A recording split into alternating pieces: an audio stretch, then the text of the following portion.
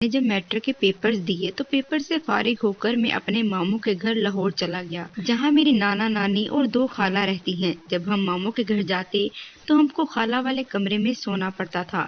وہاں پر 2 single bed ہوتے تھے، ایک بیڈ پر دونوں خالہ سو جاتی اور دوسرے بیڈ پر ہم میں سے کوئی سو جاتا تھا۔ 3 ماموں شادی شدہ تھے، ان کے الگ روم تھے، نانا نانی فوت ہو چکے تھے۔ خالہ کے کمرے کے سامنے ایک چھوٹا سا صحن ہے جس کے اوپر چھت ڈالی ہوئی ہے۔ صحن کے ایک کونے میں ایک چھوٹا سا باتھ روم ہے اور دوسرے کونے میں ایک چھوٹا سا کچن۔ میں بتا رہا تھا، میٹرک کے پیپر دینے کے بعد میں ان کے گھر گیا تو ایک رات ہم سو رہے تھے، مجھے بہت بخار ہو گیا۔ میں نے اپنی بڑی خالہ کو جگایا کہ خالہ مجھے بہت سردی لگ رہی ہے۔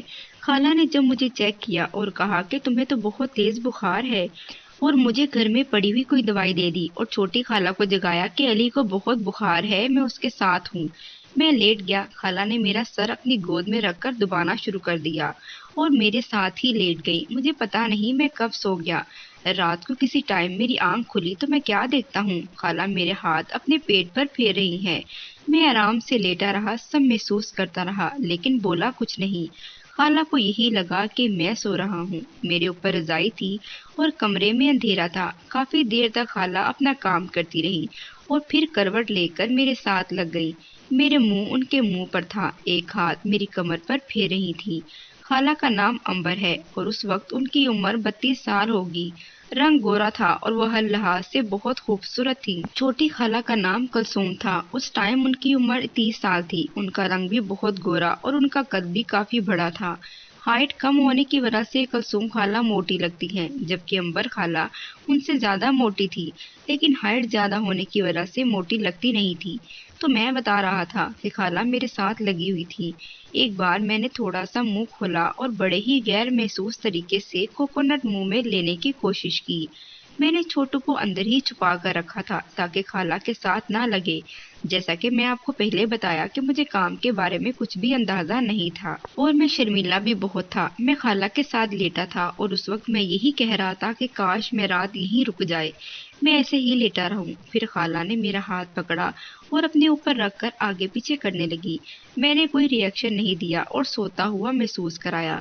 خالہ بار بار میرا ہاتھ پکڑ کر وقفے وقفے سے استعمال کر رہی تھی، پھر چھوڑ دیتی، لیکن میں نے کوئی حرکت نہ کی کہ میرے دل میں یہ بات آئی، اگر میں نے ہاتھ آگے پیچھے خود پھیرا تو ہو سکتا ہے خالہ مجھ سے غصہ ہو جائیں۔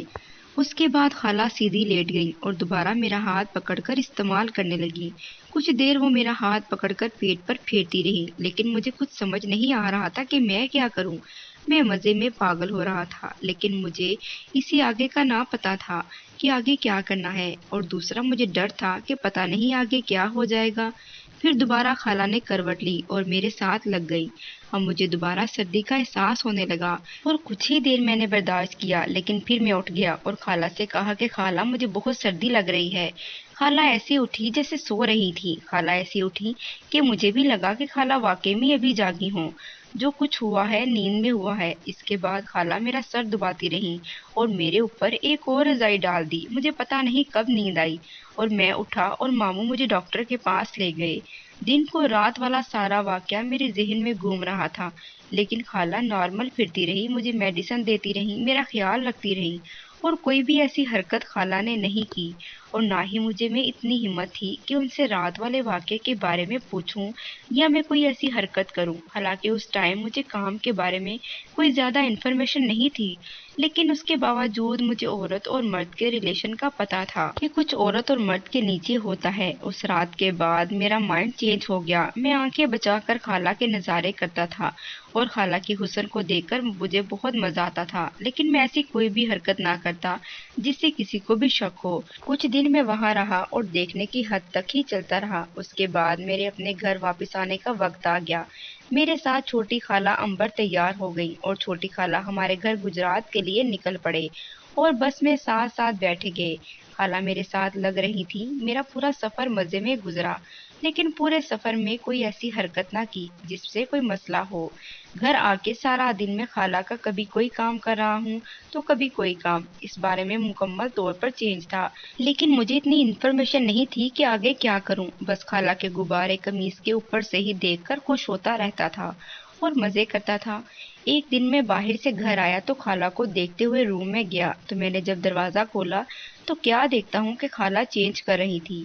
انہوں نے ٹی شرٹ پہنی تھی۔ ان کے غبارے دیکھ کر ایسا لگ رہا تھا جیسے ابھی ٹی شرٹ سے باہر آ جائیں گے۔ جیسے ہی خالہ امبر نے مجھے دیکھا تو وہ زور سے چلائیں تو میں ڈر کے مارے جلدی سے باہر نکل آیا اور پریشان ہو گیا، ایک کونے میں بیٹھ گیا اور سوچنے لگا اب خالہ باہر آ کر پتہ نہیں کیا کریں گی۔